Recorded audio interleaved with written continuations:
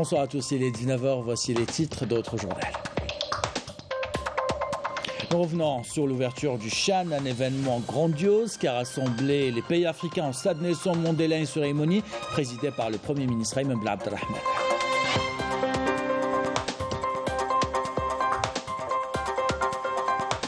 Des millions de téléspectateurs ont suivi cette cérémonie à travers le monde. Nous irons à Oran et à Annaba voir comment des milliers de téléspectateurs étaient accrochés à leur écran. Une cérémonie très suivie également sur les réseaux sociaux. Nous découvrirons les moments forts dans ce journal.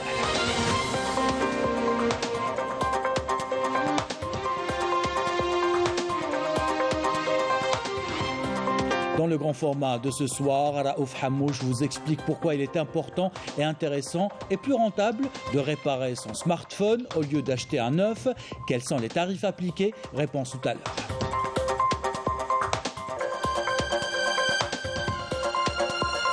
La sécurité hydrique, un chantier, une promesse du président de la République. Nous revenons dans ce journal sur la réalisation de 2 stations de dessalement d'eau de mer qui sont en cours de réalisation à Oran et à Tipasa.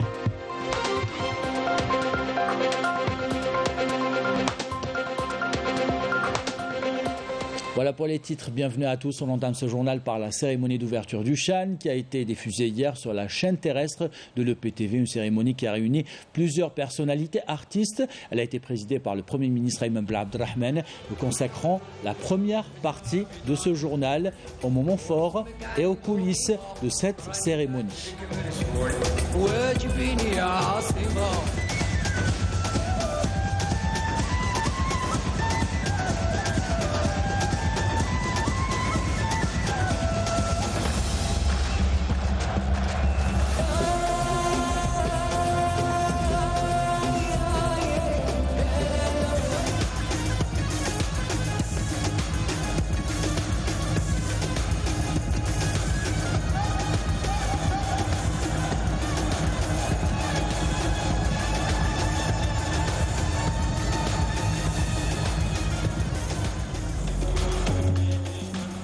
Et nous vous proposons de découvrir une partie des coulisses de cette compétition. Notre reporter Sarah Delbel a tendu le micro aux supporters venus assister à cette cérémonie pour avoir leur impression et à plusieurs journalistes de plusieurs pays pour connaître dans quelles conditions ils couvrent cette compétition continentale. Reportage. Forte affluence des supporters algériens. D'ailleurs, ils ont commencé à envahir les gradins du stade Nelson Mandela en début d'après-midi, munis d'écharpes et de drapeaux aux couleurs nationales. On est entré au stade dans une parfaite organisation et on a hâte de voir la cérémonie d'ouverture. On remercie le président de la République pour ce stade et on souhaite bon courage à notre équipe. Une cérémonie grandiose qui restera gravée dans la mémoire collective africaine. Les représentants des médias ont eux aussi été subjugués par cette fête et par les conditions de travail au stade pour immortaliser cet événement continental à la dimension mondiale. Une cérémonie d'ouverture qu'on nous a annoncée est modeste, mais moi je trouve que la cérémonie d'ouverture a été grandiose. Elle a été grandiose du moment où nous avons quand même vu une bonne partie de la culture algérienne représentée à travers en tout cas cette belle chorégraphie qui fait honneur à l'Afrique. Et c'est une chorégraphie qui fait honneur à l'Afrique quand nous voyons les décors, les hommes qui ont servi, les artistes qui sont passés, ceux qui ont voulu nous démontrer à partir des images pour nous dire un peu c'est quoi l'Algérie. Je crois que la cérémonie n'a pas été modeste, c'est une cérémonie qui a été grandiose. Jusque-là, l'organisation du Chan est parfaite. L'Algérie a relevé le défi. En tant que journaliste, je n'ai eu aucun problème pour accomplir ma mission.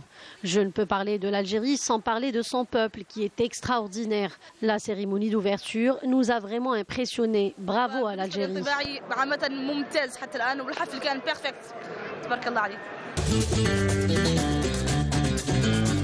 Un spectacle qui a mis en avant la richesse culturelle de notre pays et de nombreuses créations musicales autour du thème de l'authenticité musicale africaine, confirmant ainsi une énième fois l'appartenance africaine de l'Algérie.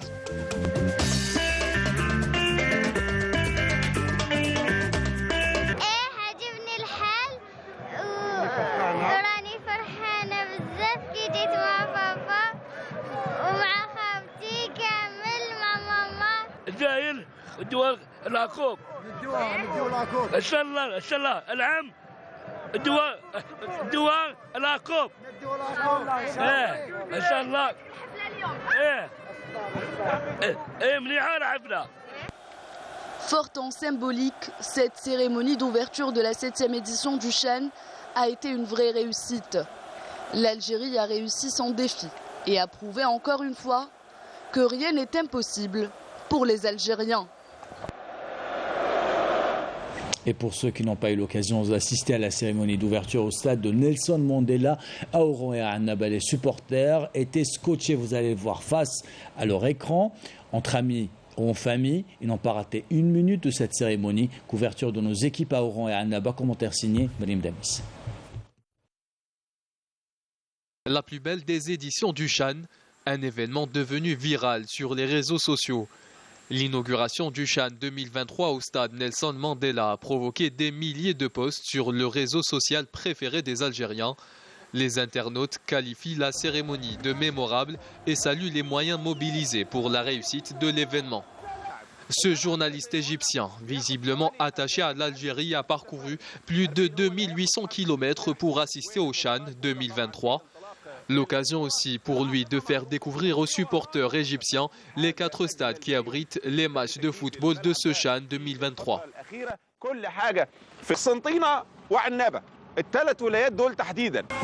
Ce globe-trotteur n'a pas manqué d'assister à la fête. Il a partagé ses moments en direct sur sa page. Des images qui ont été vues des millions de fois sur les réseaux sociaux.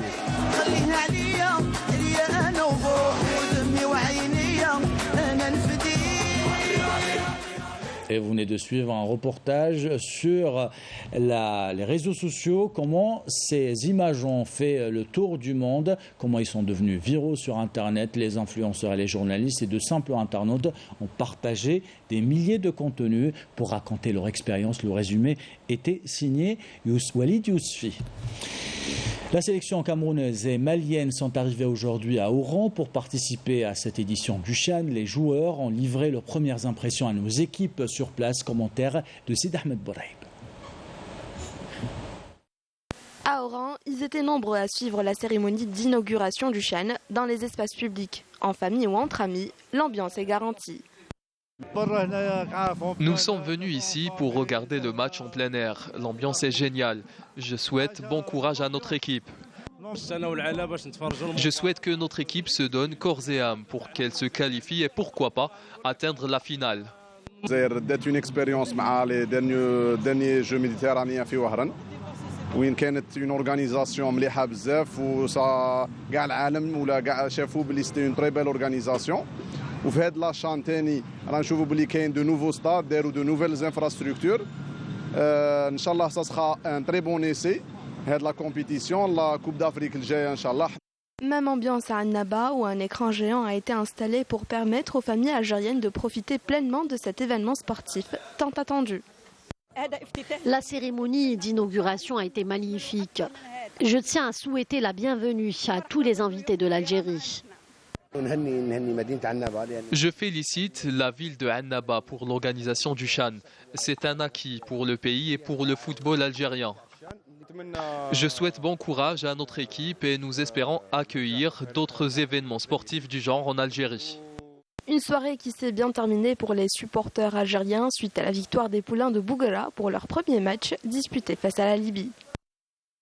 Voilà pour cette ambiance du Chan à Oran et à Annaba, couverte par nos équipes sur place et commentée par Mariam Damis. La sélection camerounaise et malienne, je le disais à l'instant, sont arrivés aujourd'hui à Oran pour participer à cette édition du Chan. Les joueurs ont livré leurs premières impressions à nos équipes sur place. Commentaire de Sid Ahmed Bouraïb. Une ambiance festive et bon enfant. C'est ce que la délégation camerounaise a trouvé lors de son arrivée vendredi soir à l'aéroport international Ahmed Ben Bella. La délégation des Lions indomptables, qui compte 47 personnes, était ravie et remercie les autorités algériennes. Nous sommes fiers de l'accueil qui nous a été réservé. Ça montre en plus l'amitié qu'il y a entre le Cameroun et l'Algérie. Et nous disons merci à nos frères, algériens. On était bien reçus et on est content et j'espère que pour nous ça va bien passer jusqu'au bout. L'équipe camerounaise a été très bien accueillie. La ville d'Oran a acquis une grande expérience dans l'organisation de grands événements et nous tenons à ce que tout soit parfait.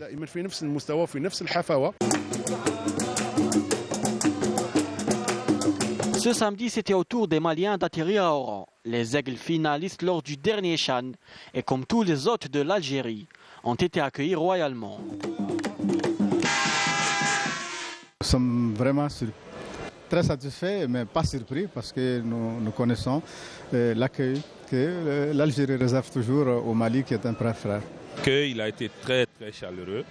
Et vraiment, nous ne sommes pas surpris, nous nous y attendons parce que l'Algérie est un pays frère du Mali. Le Mali évoluera dans le groupe D en compagnie de l'Angola et de la Mauritanie, alors que le Cameroun est logé dans le groupe E avec le Congo et le Niger. Et nous restons à Oran pour retrouver notre envoyé spécial à partir d'Oran, Nordine Henni. Nordine, bonsoir. Décrivez-nous l'ambiance sur place et parlez-nous des programmes ou du programme des prochaines rencontres.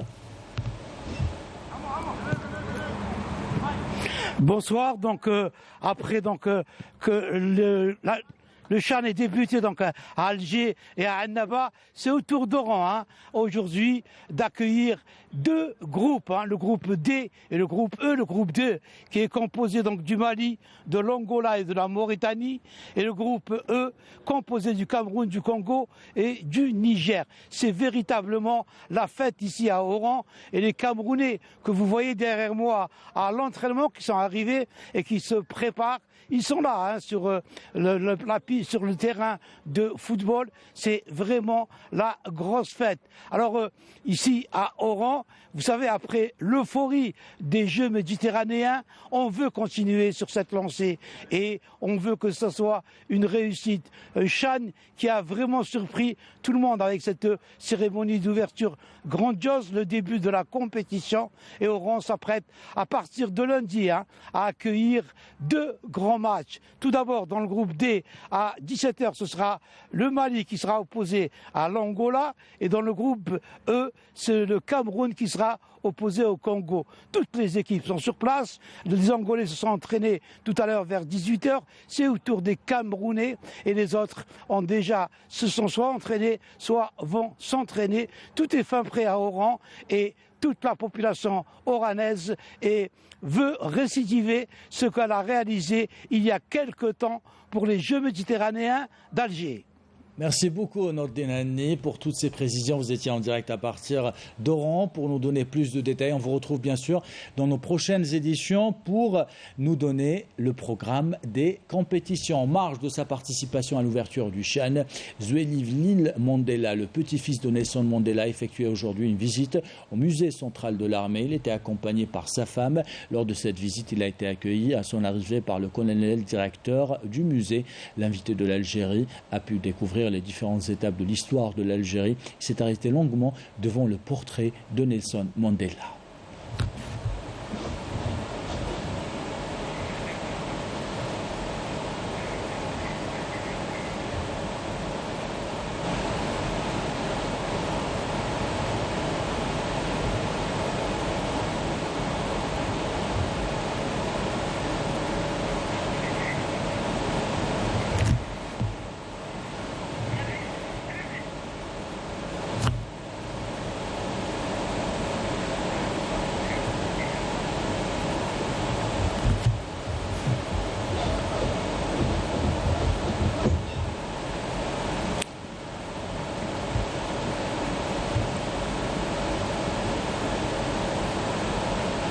Et le petit-fils de Nelson Mandela a été reçu par le ministre de la Santé, Abdelhak Saihi, au siège du ministère, l'occasion de discuter la coopération entre l'Algérie et l'Afrique du Sud dans le domaine de la santé.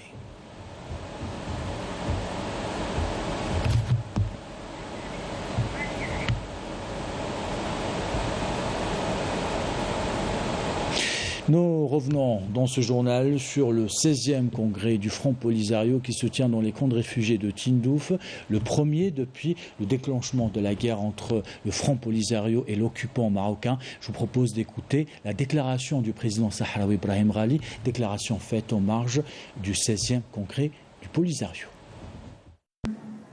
Je dis à tous les Sahraouis, hommes et femmes, que le Front populaire appartient à chacun d'entre eux, car il représente l'âme du peuple sahraoui. Ce peuple qui tient à son unité et ses choix nationaux et sa fermeté, sa sagesse et sa clairvoyance en faisant face aux manœuvres lâches de l'ennemi et ses plans mal intentionnés. Les portes de la réconciliation, du pardon, dans le cadre du Front ne seront pas fermées, tant que les objectifs et ses principes demeurent immuables. Dans le grand format de ce week-end, on s'intéresse à cet objet que certains appellent l'extension de la main de l'homme, notre téléphone portable, de plus en plus sollicité pour appeler bien sûr, mais aussi pour se connecter et s'informer. Résultat, il tombe souvent en panne. Pour le remplacer, c'est un vrai budget. Alors, vous êtes de plus en plus nombreux à opter pour l'option de réparation. Mais à quel prix? Réponse signée Raouf Hamouche. C'est un objet qui est devenu indispensable dans notre vie de tous les jours pour communiquer, prendre des photos ou se connecter aux réseaux sociaux. Un appareil de plus en plus sollicité. Conséquence, il tombe de plus en plus en panne. Une mauvaise chute et c'est le drame. Justement, Marwa a choisi de venir ici, dans cette boutique spécialisée, afin de réparer son téléphone. Parce que l'afficheur elle est cassée. On m'a réussi à l'aimer complètement. On peut le réparer rapidement. Ok, c'est possible. Oui, bien sûr. Combien de temps? 10 minutes. Ok, ça marche. Combien le prix? 6 minutes. Aussitôt remis, le smartphone de Marwa va directement chez Mohamed, technicien réparateur de téléphone. Depuis maintenant 10 ans, il est devenu en quelque sorte le chirurgien de ces appareils. L'avantage, la réparation prend seulement quelques minutes. On recevait la majorité les afficheurs cassés, les téléphones oxydés, dépend des circuits de charge. Est-ce que vous avez suivi des formations? Est-ce que n'importe qui peut être un réparateur? Non, oui. C'est pas donné à tout le monde. Il faut la théorie, il faut le stage et le terrain. Beaucoup plus le terrain. Comme Marwa, ils sont nombreux à opter pour la réparation du téléphone. Certains préfèrent réparer leur smartphone plutôt que d'en acheter un, faute de moyens, mais également pour pouvoir garder ses données personnelles. Personnellement, je préfère réparer mon téléphone parce que ça me coûte moins cher. Et en plus, je préfère garder mes données, mes photos. Aujourd'hui, la quasi-totalité des Algériens possèdent un smartphone. Et vu que le nombre de ces appareils ne cesse d'augmenter, le business de la réparation est devenu au fil du temps très lucratif pour les réparateurs. Par exemple, notre technicien, il a plus de 10 ans d'expérience dans le domaine. C'est pour ça qu'on l'a choisi. Il travaille bien, il sait bien comment on vérifie les téléphones. Il désigne les problèmes correctement. Et après, la réparation elle sera rapide.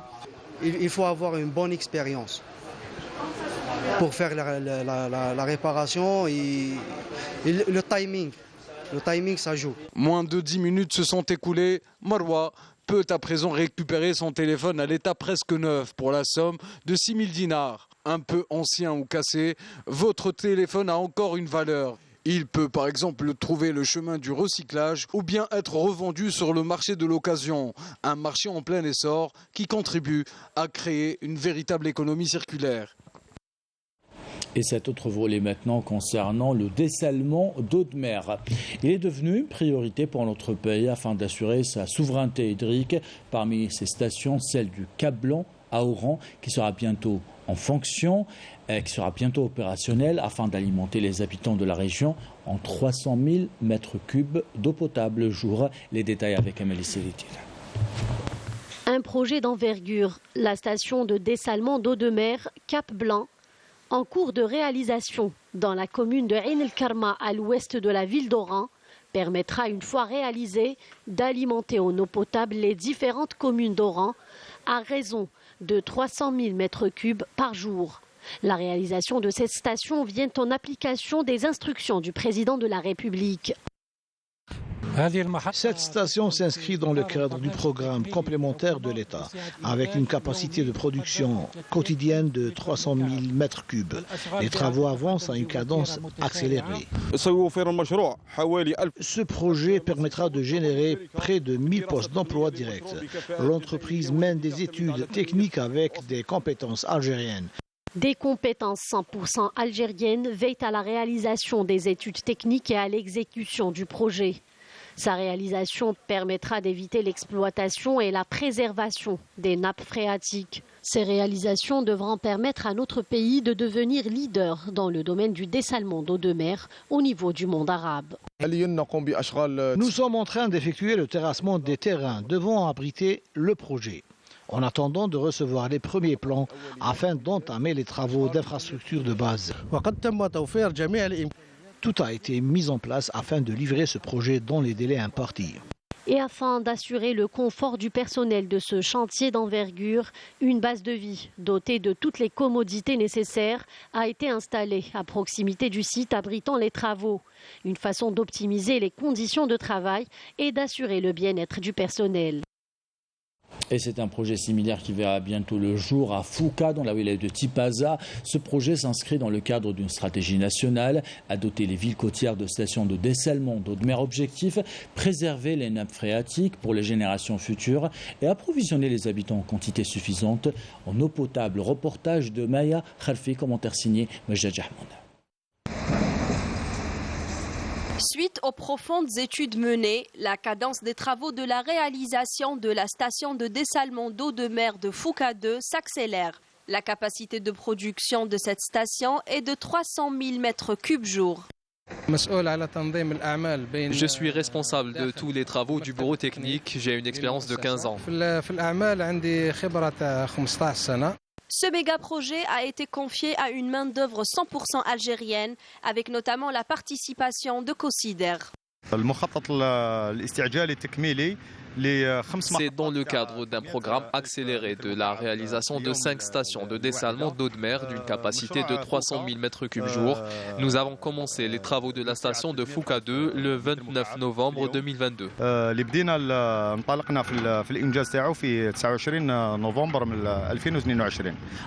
Pour l'entreprise Cosider, les études se font au niveau de notre bureau d'ingénierie, là où se font tous les designs. Pour un début, nous sommes à 300 employés dans notre atelier. La station de dessalement d'eau de mer de Fouka 2 compte parmi les 5 stations qui assureront l'approvisionnement en eau potable de la wilaya de Tipaza et les wilayas avoisinantes.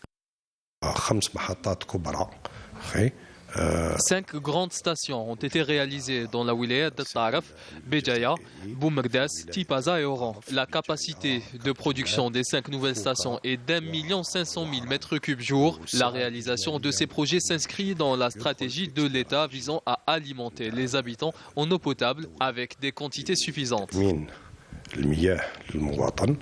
La station de dessalement d'eau de mer de Fouka 2 permettrait d'alimenter plusieurs communes en eau potable, mais aussi de rester à l'abri du stress hydrique et d'économiser par là même les eaux des barrages.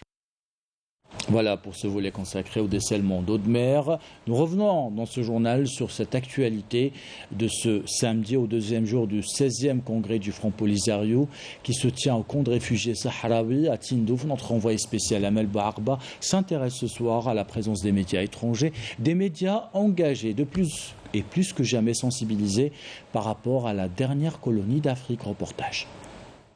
Les travaux du 16e congrès du Front Polisario se poursuivent ici dans les camps de réfugiés sahraouis à Dakhla en présence de 2000 participants et de délégations étrangères venues défendre la cause sahraoui. Les médias, notamment étrangers, sont également présents en force pour couvrir cet événement important. Sur place, les différents médias ont manifesté leur intérêt pour couvrir ce 16e congrès du Front Polisario, une manière de briser le blocus médiatique imposé par l'occupation marocaine et ses alliés. Je suis venue là de soutenir le peuple sahraoui. Moi, je suis venue de Gaza, de Palestine, parce que la Palestine souffre beaucoup.